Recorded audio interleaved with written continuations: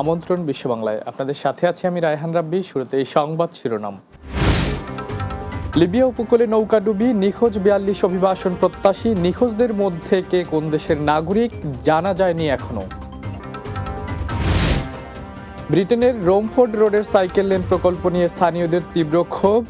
অপরিকল্পিত অব্যবস্থাপনাকে দায়ী করছেন সবাই।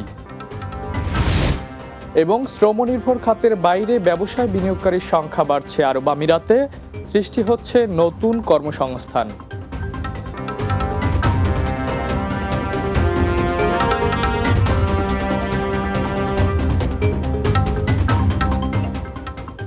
শুনছিলেন শিরোনাম, এবারে বিস্তারিত। লিবিয়া উপকূলে নৌকাডুবিতে নিখোঁজ রয়েছেন ৪২ অভিবাসন প্রত্যাশী। তাদের সবার মৃত্যু হয়েছে বলে আশঙ্কা প্রকাশ করেছে জাতিসংঘের আন্তর্জাতিক অভিবাসন সংস্থা IOM। নিখোঁজদের মধ্যে কোন দেশের নাগরিক রয়েছেন তা এখনো জানা যায়নি। IOM জানায়, রাবারের তৈরি নৌকাটিতে মোট ৪৯ অভিবাসন প্রত্যাশী ছিলেন। গত ৩ নভেম্বর উত্তর পশ্চিমাঞ্চলীয় শহর জুয়ারা থেকে যাত্রা শুরু করার প্রায় ৬ ঘন্টা পর নৌকাটি ভূমধ্য সাগরে ডুবে যায়। সংস্থাটি জানিয়েছে, ৬ দিন সাগরে ভেসে থাকার পর গত ৮ নভেম্বর ৭ জনকে উদ্ধার করে লিবিয়ার উদ্ধারকারী দল। IOM বলছে, এ দুর্ঘটনা চলতি বছর ভূমধ্য সাগরের মধ্যাঞ্চলীয় রুটে প্রাণঘাতী অভিবাসন যাত্রার সর্বশেষ নজির। শুধু এ বছরে ইউরোপে পৌঁছানোর চেষ্টায় ১,০০০-এরও বেশি মানুষ সাগরে প্রাণ দিয়েছেন। রোমফোর্ড রোডে দীর্ঘদিন ধরে চলমান সাইকেল লেন প্রকল্পকে কেন্দ্র করে স্থানীয় বাসিন্দা ও ব্যবসায়ীদের মধ্যে তীব্র ক্ষোভ দেখা দিয়েছে। তাদের অভিযোগ, নিউহাম কাউন্সিলের দুর্বল পরিকল্পনা, অপচয়মূলক ব্যয় ও অব্যবস্থাপনার কারণে এলাকায় চরম যানজট ও জনভোগান্তি তৈরি হয়েছে। লন্ডন প্রতিনিধি ফজলুল হক জানান, হাই স্ট্রিট নর্থ থেকে ইলফোর্ড পর্যন্ত রাস্তা জুড়ে অস্থায়ী ট্রাফিক লাইট ও বন্ধ রাস্তার কারণে প্রতিদিনই যানজটে ঘন্টার পর ঘন্টা আটকে থাকছেন যাত্রীরা। ব্যবসায়ীরাও জানিয়েছেন, বিক্রি কমে গেছে এবং পণ্য সরবরাহে প্রতিবন্ধকতা দেখা দিচ্ছে। স্থানীয় কমিউনিটির নেতারা জানান, নিউহাম কাউন্সিল করদাতাদের অর্থ অপচয় করছে, কাজ বিলম্বিত করছে এবং জনগণের কষ্টকে উপেক্ষা করছে। তারা বলছেন, মাসের পর মাস রাস্তা বন্ধ থাকলেও কোনো দৃশ্যমান অগ্রগতি নেই। এটা করের টাকার অপচয় ছাড়া আর কিছু নয়।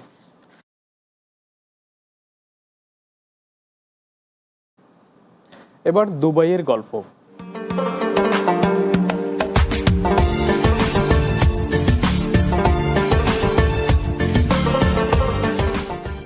সংযুক্ত আরব আমিরাতে বাংলাদেশের প্রবাসীরা শুধু শ্রমনির্ভর খাতে নয়, ব্যবসা বাণিজ্য রেখে চলেছেন সফলতার উজ্জ্বল দৃষ্টান্ত। দীর্ঘদিন ধরে এখানে অনেক বাংলাদেশি ব্যবসায়ী সুনামের সঙ্গে কাজ করে যাচ্ছেন। কেউ কেউ আবার মধ্যপ্রাচ্য পেরিয়ে ইউরোপ ও আমেরিকার বাজারেও পৌঁছে দিয়েছেন নিজেদের তৈরি পণ্যের সুনাম। তেমনই এক সফল রেমিটেন্স যোদ্ধা মুরাদুল ইসলাম। দুবাই প্রতিনিধি শেখ ফয়সাল সিদ্দিকী ববির পাঠানো তথ্যচিত্রে আরও জানাচ্ছেন মাহমুদ রুবেল। সিলেটের বালাগঞ্জ থানার মৃত আবুল হোসেনের ছেলে মুরাদুল ইসলাম প্রায় ৪ দশক আগে ১৯৮৭ সালে ভাগ্য পরিবর্তনের আশায় পাড়ি জমান সংযুক্ত আরব আমিরাতে। ৪ বছর চাকরি জীবনের পর ১৯৯১ সালে স্বল্প পরিসরে শুরু করেন আগারুদের ব্যবসা, যা পরবর্তীতে তার জীবনের মোড় ঘুরিয়ে দেয়। অসংখ্য বাধা বিপত্তি পেরিয়ে ১৯৯৬ সালে আবুধাবিতে প্রতিষ্ঠা করেন নিজস্ব প্রতিষ্ঠান Rehal Madina oud and perfumes company. বর্তমানে এই প্রতিষ্ঠানে কর্মসংস্থানের সুযোগ হয়েছে প্রায় অর্ধশতাধিক প্রবাসী বাংলাদেশির। বর্তমানে আমার ৫০-৬০ জন লোক আছে, ফ্যাক্টরি এবং আমার ওই যে শোরুম এবং অফিস ও আগরুদ প্রসেসিং শোরুম ৫০-৬০ জন আছে। ভবিষ্যৎ প্ল্যান আছে আমার আরো অনেক মানুষ লাগবে, যত প্রোডাক্ট বাড়বে তখনই মানুষ বেশি লাগবে।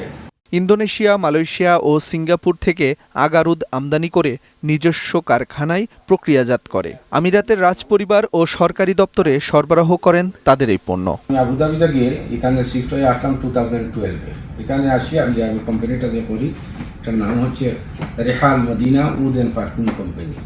ব্রাঞ্চ আমাদের আবুধাবিতে আছে, দুবাইতে 2টা শোরুম আছে। আমার এখানে বর্তমানে আমি যেখান থেকে কথা বলতেছি, এইটা আমার হচ্ছে মেইন অফিস।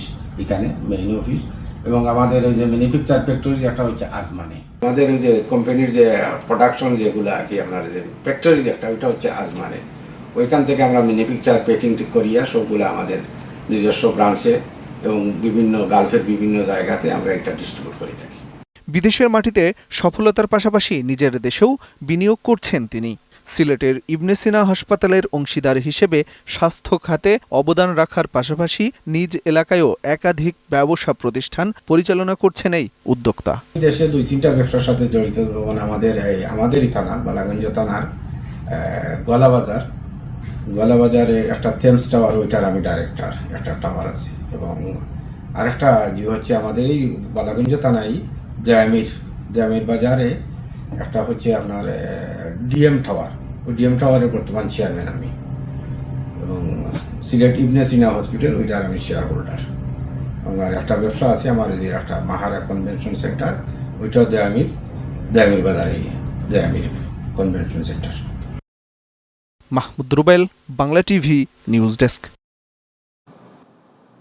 এ পর্যায়ে বিশ্ব বাংলা নিচ্ছে একটা বিরতি। ফিরে আসার পর অন্যান্য খবরের সাথে আরও যা থাকছে। লন্ডনের ব্রিকলেন জামে মসজিদে উসমানপুর ইউনিয়ন জনকল্যাণ ট্রাস্ট ইউকের মিলাদ মাহফিল অনুষ্ঠিত। ছিলেন বিভিন্ন শ্রেণী পেশার প্রবাসীরা।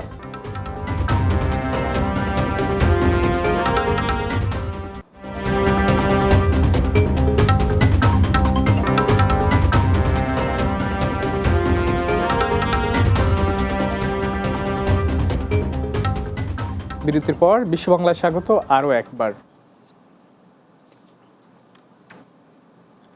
সংস্কার হলে জানুয়ারিতেও নির্বাচনে আপত্তি নেই বলে মন্তব্য করেছেন বাংলাদেশ জামায়াতে ইসলামীর নায়েবে আমির ডাক্তার সৈয়দ আবদুল্লাহ মোহাম্মদ তাহের।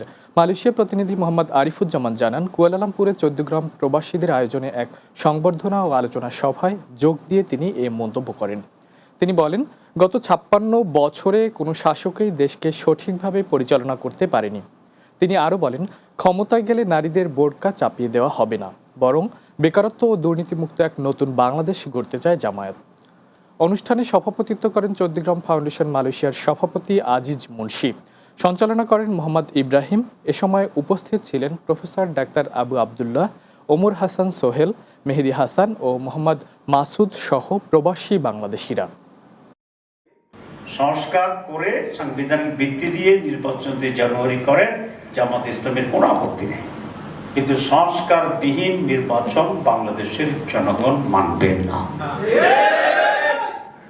বাংলাদেশ 56 বছর কোন শাসন গোষ্ঠী সঠিকভাবে রাষ্ট্র পরিচালনা করে না। দোহায় অনুষ্ঠিত দ্বিতীয় বিশ্ব সামাজিক উন্নয়ন শীর্ষ সম্মেলনে অংশ নেওয়া ইন্ডিপেন্ডেন্ট টেলিভিশন মৌলভীবাজার জেলা প্রতিনিধি তুহিনুর রশিদ জুবাইর ও রাজনগর উপজেলা প্রেস ক্লাবের সভাপতি আব্দুর রহমান সোহেল এর সাথে মতবিনিময় সভা করেছে রাজনগর প্রবাসী কল্যাণ সমিতি কাতার প্রতিনিধি আকবর হোসেন বাচ্চু জানান, দোহা জাদিদ মধুবান রেস্টুরেন্টে অনুষ্ঠিত হয় এই মতবিনিময় সভা। রাজনগর প্রবাসী কল্যাণ সমিতি কাতারের সভাপতি আবিদুর রহমান ফারুকের সভাপতিত্বে অনুষ্ঠান সঞ্চালনা করেন সাধারণ সম্পাদক হাবিবুর রহমান হাবিব। আলোচনা সভায় বক্তব্য রাখেন জাকির হোসেন শিবলু, ফয়েজ মিয়া, জামাল উদ্দিন, সুজনুর রহমান, সৈয়দ শুরুক আলী ও ইমরান বক্স সহ অনেকে। দক্ষিণ সুরমার চান্দাই সাহেববাড়ি ওয়েলফেয়ার ফাউন্ডেশনের উদ্যোগে কৃষকদের মাঝে অর্থ সহায়তা দেওয়া হয়েছে। অনুষ্ঠানে প্রধান অতিথি হিসেবে উপস্থিত ছিলেন ব্রিটেনের কার্ডিফ কাউন্টি কাউন্সিলর ও সাবেক deputy lord mayor Ali Ahmad. এ সময় তিনি গ্রামীণ অর্থনীতির উন্নয়নে প্রবাসীদের অবদানের গুরুত্ব তুলে ধরেন। এ সময় আরও উপস্থিত ছিলেন যুক্তরাজ্য বিএনপির সাবেক সভাপতি এম এ মালেক, বিএনপির ভারপ্রাপ্ত চেয়ারম্যানের উপদেষ্টা ব্যারিস্টার এম এ সালাম, সিলেট জেলা বিএনপির সভাপতি আব্দুল কাইয়ুম চৌধুরী সহ স্থানীয় নেতৃবৃন্দ ও গণ্যমান্য ব্যক্তিরা।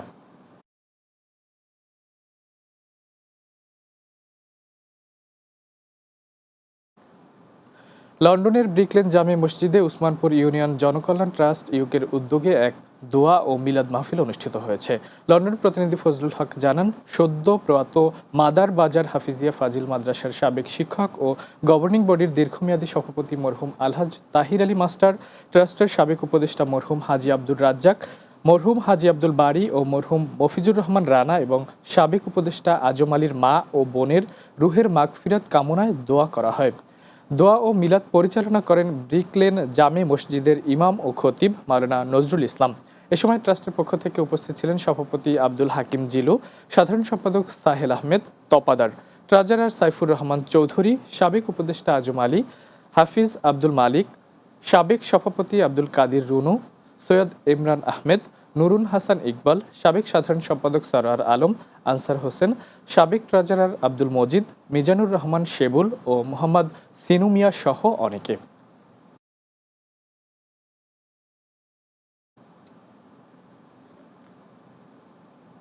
শেষ করছি বিশ্ব বাংলা, যাওয়ার আগে শিরোনামগুলো জানিয়ে দেবো আরও একবার। লিবিয়া উপকূলে নৌকাডুবি, নিখোঁজ ৪২ অভিবাসন প্রত্যাশী। নিখোঁজদের মধ্যে কে কোন দেশের নাগরিক জানা যায়নি এখনো। ব্রিটেনের রোমফোর্ড রোডের সাইকেল লেন প্রকল্প নিয়ে স্থানীয়দের তীব্র ক্ষোভ, অপরিকল্পিত অব্যবস্থাপনাকে দায়ী করছেন সবাই।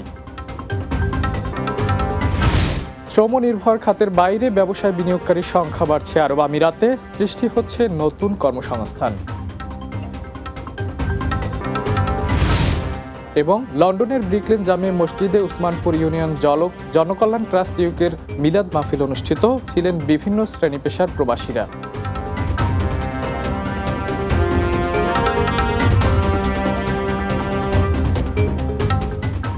দর্শক, এই ছিল বিশ্ব বাংলায়। এতক্ষণ সঙ্গে থাকার জন্য ধন্যবাদ সবাইকে।